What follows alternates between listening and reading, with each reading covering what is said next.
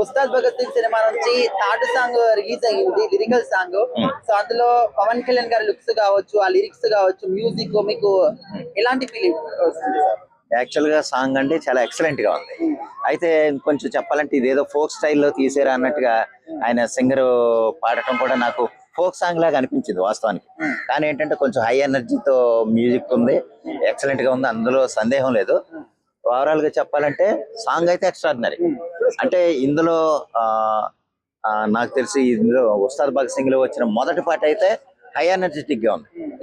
దేఖ్లేంగే సాలా, అది ఆయన స్టెప్స్ ఎంత ఊపేసాడో మనం ప్రత్యేకంగా చెప్పనవసరం లేదు. దానికి తర్వాత వచ్చింది కొంచెం మెడ మీద చేస్తే తొడగొట్టినట్టే అన్న ఈ ఆరా ఉస్తాద్ కూడా ఇప్పుడు ఎత్తర కలర్ ఈ సాంగ్స్ కూడా ఎక్స్ట్రాడినరీగా ఉన్నాయండి. అయితే ఏంటంటే రేపు 19న అంటే ఉగాది పండుగ రోజు వచ్చే ఈ సినిమా కొంచెం మంచి హైప్ని అయితే క్రియేట్ చేసింది.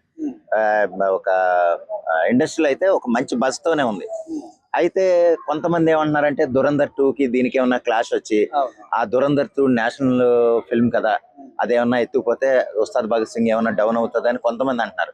ఆ విధంగా వచ్చే అవకాశం లేదండి. ఎందుకంటే టాక్సిక్ సినిమా ఏంటంటే జూన్ 4కు పోయింది.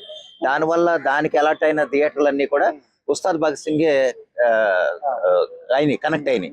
ఆ విధంగా ఏంటంటే దీనికి బిజినెస్ పరంగాను లేదా రిజల్ట్ పరంగా కూడా మనకి ఏ ప్రాబ్లం లేదు.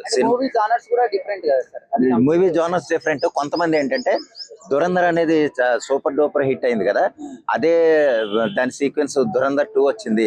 దానివల్ల చాలా ఎఫెక్ట్ అయితే ఉస్తాద్ భగత్ సింగ్ మీద పడద్దా అని అడుగే మాటకన్నమాట. నేను చెప్పే సమాధానం ఏంటంటే టాక్సిక్ సినిమా పోవటం వల్ల టాక్సిక్ అలర్ట్ అయిన థియేటర్లన్నీ కూడా ఉస్తాద్ భగత్ సింగ్ అలర్ట్ అయినాయి. దానివల్ల ఏంటంటే ఏ విధంగానూ ఇబ్బంది ఉండదు.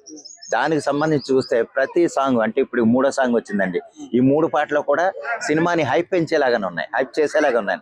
దానివల్ల పవన్ కళ్యాణ్ గారి ఫ్యాన్స్ కి ఏ విధంగానూ ఇబ్బంది ఉండదండి. ఎక్స్ట్రాడినరీగా ఎంజాయ్ చేస్తారు. సామాన్య సినీ ప్రేక్షకుడు కూడా అద్భుతంగా ఎంజాయ్ చేస్తారంటలో సందేహం లేదు. ఈ విషయంలో హరీష్ శంకర్ గారు ఎంతో కాన్ఫిడెంట్ గా ప్రతి ఇంటర్వ్యూలోనూ చెప్తున్నారు. గతంలో ఆయన కొన్ని సినిమాలు ఏదో కొంచెం అటు ఇటు అనిపించినా గానీ ఓవరాల్ గా హరీష్ శంకర్ గారు పవన్ కళ్యాణ్ గారు ఇచ్చిన అవకాశాన్ని చాలా సద్వినియోగం చేసుకుంటారని అయితే నేను అనుకుంటున్నాను.